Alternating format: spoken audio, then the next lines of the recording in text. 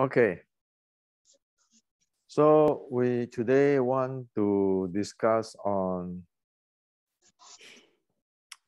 a very serious topic, and that the topic is one should not ask the teacher when they study martial arts. And this is a big problem.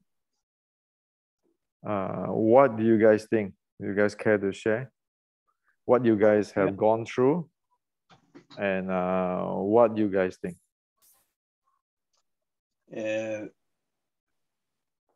Some teachers don't let you ask in question. You should just do what they tell you. And if you ask question, they just push you down. You're not on the right level. You don't understand this. You might understand this in a long, long time. But from my experience, I have a long martial arts experience, is the teachers that I'm still stuck with is the teachers that encourage you to ask questions. And because of these questions, you have a dialogue with him, and both yours and your teacher's knowledge is growing because you can investigate things. The teachers that have pushed me down and no, you should do it, it's only my way, you have to stand like this because I tell you to do this, and they don't want to explain it, because what I found out during my long journey is that that kind of people, they don't know.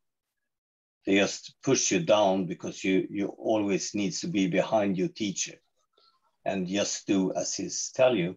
A good teacher is the one that's helping you develop, and you have an open dialogue about everything. And also some good teachers, when they don't know, they give you the clear answer.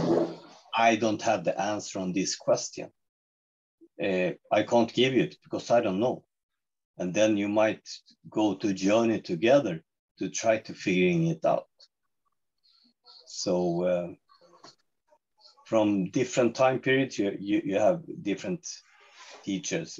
My way, when I'm teaching, I always encourage everybody to ask me questions, because if I don't get questions, it's very, after so many years teaching, it's not interest, because you can do the same thing over and over again because you're lazy as a teacher. I don't like that. I like the challenge from the students with the questions, because then my teaching gets more interesting of teaching, because I need to go back to myself and put these questions in my mind and figuring out a way for different individuals how I can make them understand. And I would say it's honest. If I don't know the answer, I will tell them, I don't know this, but maybe we can figure it out together, because then it's more interesting as a teacher to teach people. Because otherwise, if you're giving a seminar to somebody, nobody throw you a bunch of questions and things like that. You have done it so many times, so you can be in your safe zone and just be there and just do same over and over again. But then I don't develop as a teacher. And if I don't develop as a teacher and I don't get more knowledge, then it's not really interesting to teach, because it's getting boring, because I'm just staying in my safe zone, and I don't developing as a teacher either. So I always encourage, I want these questions, and I have a lot of teachers that's allowing me to throw out all these questions and everything, and then you get the good answers when you have this dialogue about different things. Yeah, my experience in of teachers is that my experience is mostly is the changing of training. There were many times that it was changed.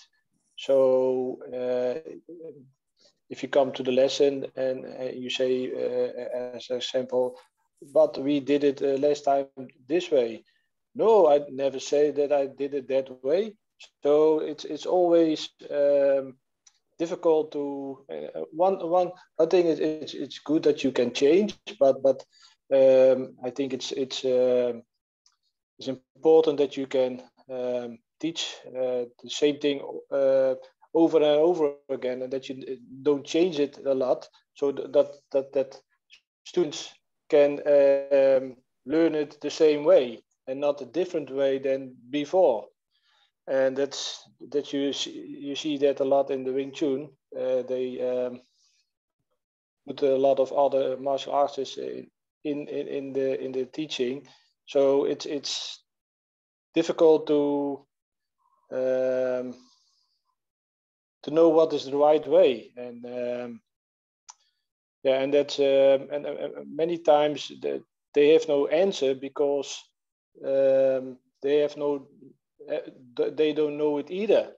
So yeah, how can I say it? If I look to my students, now I can say this is the way, and I can explain why and how and what, and that gives a lot of more information. So the students, yeah, if they have an answer, I can answer it, and with the right answer, and I can tell it over and over again to many students. If they ask the same question, they get the same answer, and not every time a different answer. So that's my experience so far. Okay, so let's get into the Chinese culture. First, we like it or not, for past 460 years, there's only one, the core grandmaster, which is the Qi group, Ming Dynasty, the army. The Ming Dynasty military passing down the knowledge to Shaolin. Okay, now the Chinese culture is saying that a teacher has to have 3 types of characteristics in order to be a teacher. 1, be able to passing down the professional experience. Watch out, not philosophy, not he think, whatever thing. Professional experience is like if you are a heart surgeon, then you have to pass down the heart surgery experience, not philosophy, okay?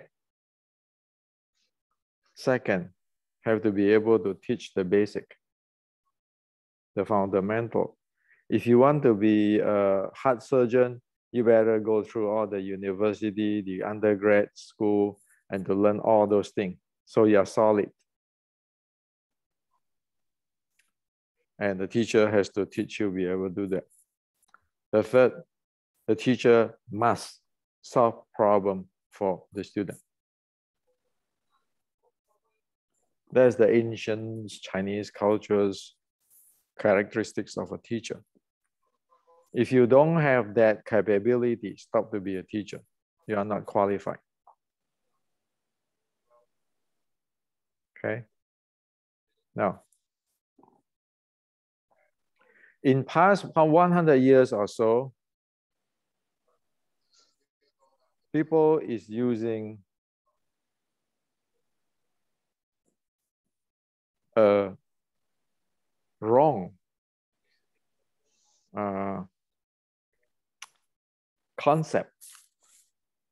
And the concept is you shouldn't ask questions.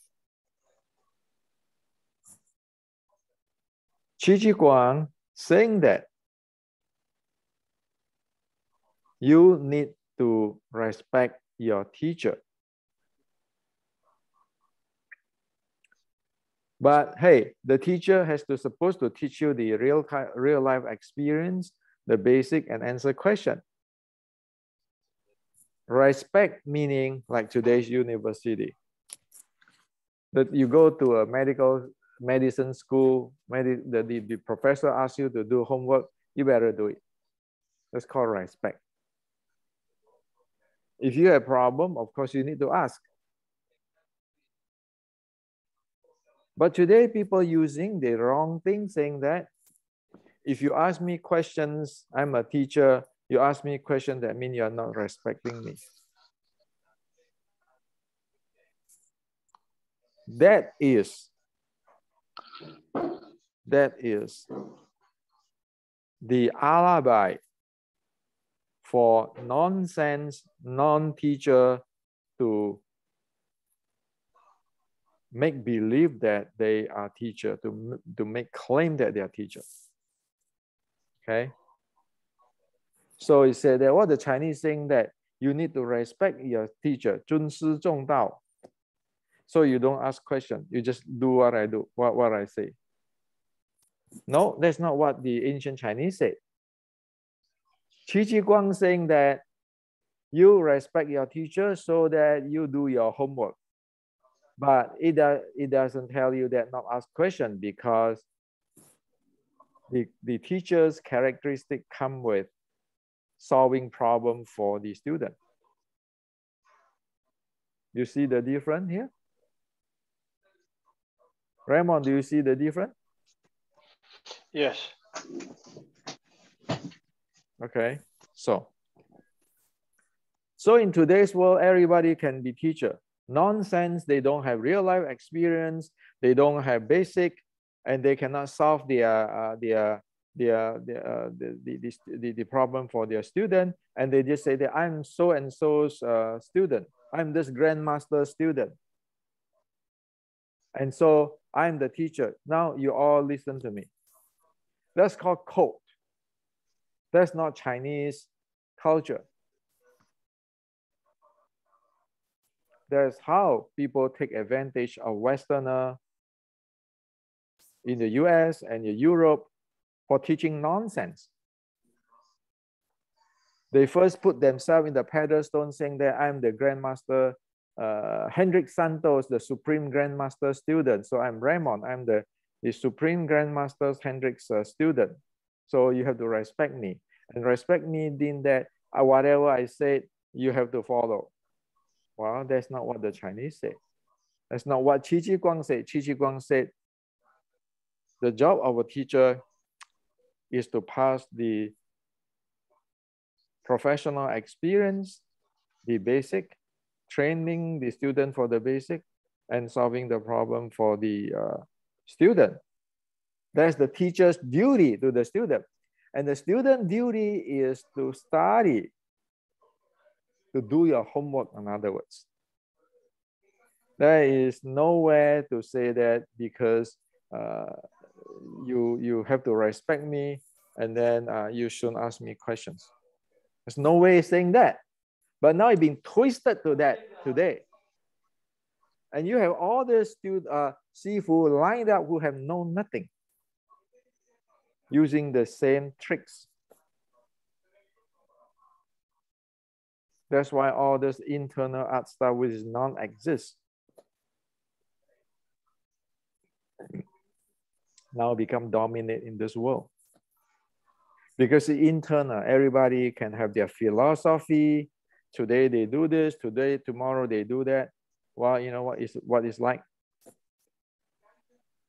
It's like the person who never go to a cardio surgery school, talking philosophy every day. But if you put them in the surgery room, there's nothing he know. But he act like he's a surgeon, top surgeon.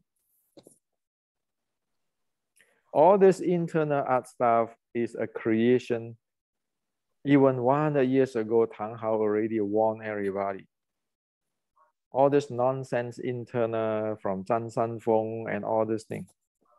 In the history, the real thing is from Qi Ji Guang. We like it or not. That's the only thing.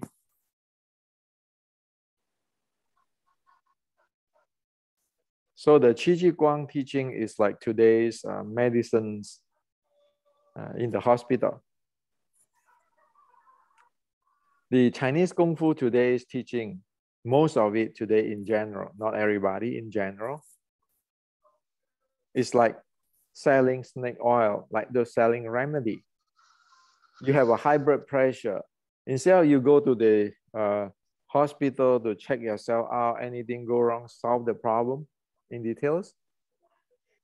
You need to take medicine, They say, oh, you just buy my supplement to eat, and then your high blood pressure will get healed. You heard about that a lot, Raymond? Yes. Yes. Like in the televisions and everywhere, it always telling this, right? Yeah. Real Chinese martial art is like that hospital, medical hospital. Fake Chinese martial art is like this selling remedy or supplement. Of course, the guy who sells supplement will not ask you to ask any questions because they don't know anyway. No. Like people say, hey, you can drop your blood pressure by doing this and that. And you see, I can do the drop the blood pressure. That's not the point. The point is how so that you can live healthy every day. It's not to show in the YouTube that, see, I can do this and drop my blood pressure. You guys see the difference? Yeah.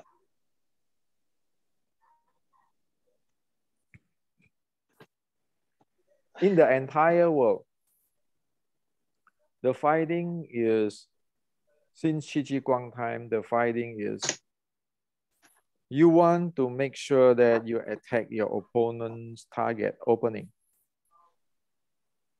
You don't want to deal with his hand. In Western boxing, it's the same, right? He strike you, you want to strike his opening. Have you seen any Western boxer saying that he punch you and then you have to block his hand and then you have to do this and do that? No.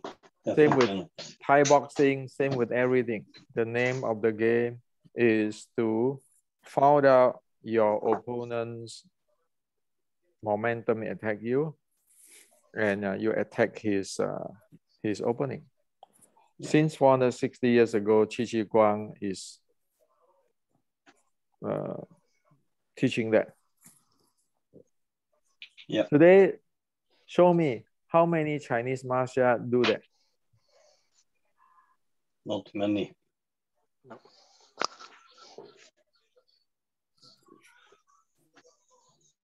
So the entire thing, hopefully I share with you what I share with you today, solve the problem. Don't go learn from those who cannot answer your questions and do not have the 3 characters of Chinese. Yeah. You cannot go to China, interview 100 so-called Chinese Kung Fu grandmaster and then become a grandmaster. Because even the Chinese Kung Fu grandmaster is not necessarily a grandmaster. Look at how many were there or be able to stand up to face these Xiaodongs. Not talking fighting, just reasoning, talk with the reason, evidence.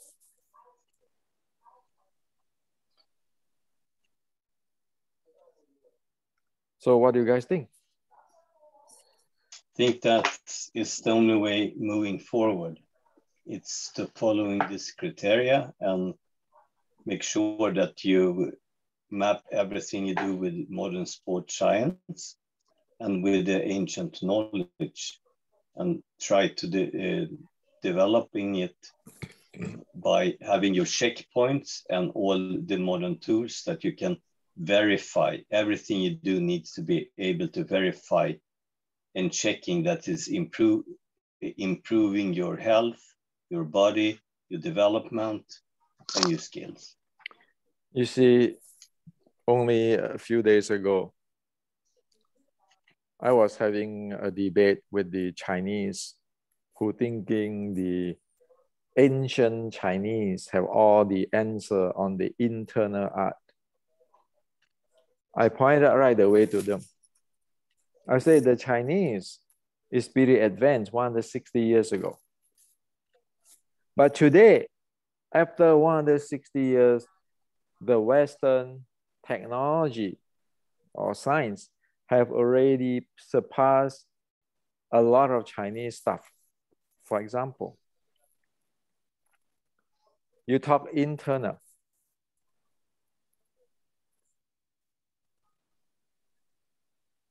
And it is this gray area called internal.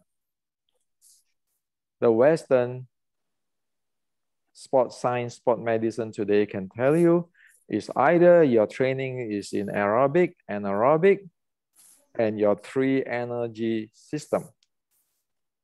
Your aerobic have using oxygen, and your anaerobic using two different types of energy. They can train it. They know what it is exactly. They can measure it. They know how the diets and everything have to do with it. And in aerobic with the breathing. Tell me all your chi, all this stuff. Can you do that? That's why you can never win. To fight like the Western train, like the Olympic train, or the like Mike Tyson's and so forth, or Xi Xiaodong. Because you don't have the technology.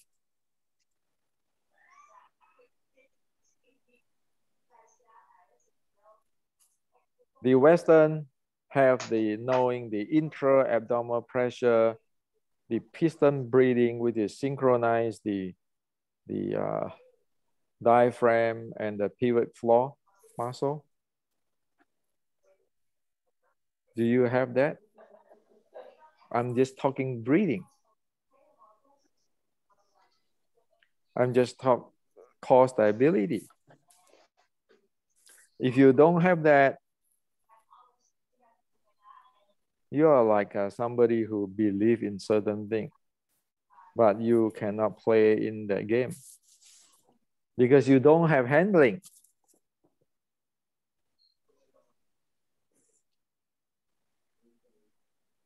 One 160 years ago, the Wing Chun ancestor in the red boat have a lot of technology. That's why you can map in today's the intra-abdominal pressure, the pelvis, and the diaphragm synchronizations on the breathing and handle internal pressure. What is your lifting anus do? What is your straight spine lifting anus do? Screw up your body. Well, You can breathe. Can you explain with the Western sports science? I just tell you that the pelvis floor, and the diaphragm have to move the same. The what do you call it? The intra-abdominal pressure have to have 360 degrees. You have to get into the aerobic as more as possible so you don't get fatigued. If you run the anaerobic, you can get fatigued, tired very fast. Yeah. Because anaerobic energy can only last 2-3 minutes. Aerobic can last much longer than 2-3 minutes. Tell me which internal art have those kind of things? None. Not many. So if today we are going to train army, or train the Olympic player, or train somebody go to the ring, what is the chance between you keeping thinking, lifting anus and all this kind of thing, tucking your tailbone, compared with you, the guy who trained, I just share with you, or which is I share in this YouTube and in my books. It's light year between them, and the guy who doesn't following the modern sport science training, he doesn't stand a chance. So 160 years ago, it's not like that. That's a real Chinese. Past 130 years until today, all this internal nonsense. Get into that. And that's why I say, you say your qi, your xing qi to dantian. Tell me it's aerobic or anaerobic. Tell me your pelvis floor and the diaphragm synchronization. Tell me about your intra-abdominal pressure. Tell me about your 360 breathing.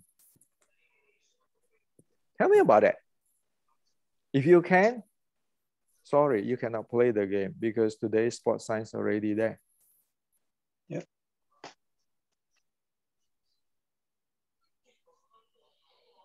So if you don't know this, how can you develop your fighter compared with the modern people? How can you guarantee that your student, you don't screw your student up? You can't. If you don't have it, then you have nothing. So in one hand, you don't understand what the ancient Chinese teach. On the other hand, you have no idea what is the modern sports science and medicine have already gone. And you're keeping selling what? I'm the grandmaster from this student. I have this secret sets. I have special sets to teach you. I have whatever philosophy, and you're keeping changing the philosophy. That's what end up today's Chinese martial arts for a big part. Yeah. I'm not even talking about fighting strategy. No. So when you cannot get hold of this part, it's hopeless. Yeah, you don't teach anything. That's why I want everybody to get this.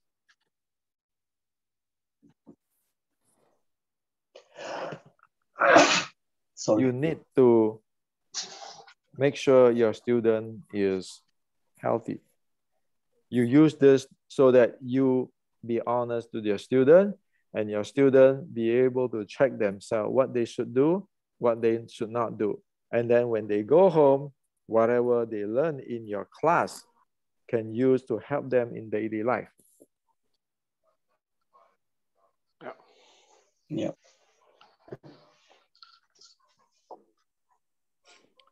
So hope that, I answer your questions. Anybody have any more questions or anything we want to share?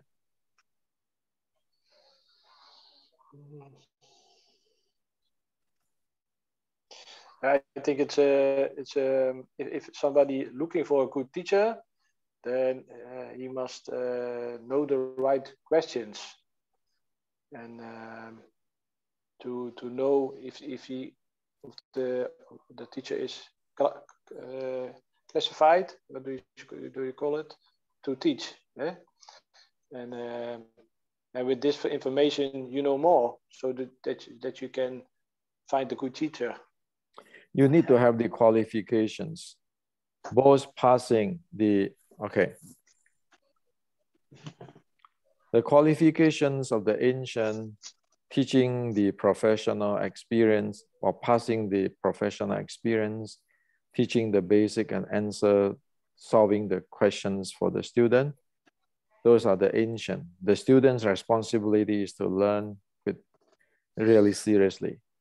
And whatever the ancient and today's sports science, they are in the same directions. However, in some area, today's sports science have much, much more advanced than the ancient Chinese already. So don't bullshit ourselves. Don't kid ourselves. Okay. Yeah.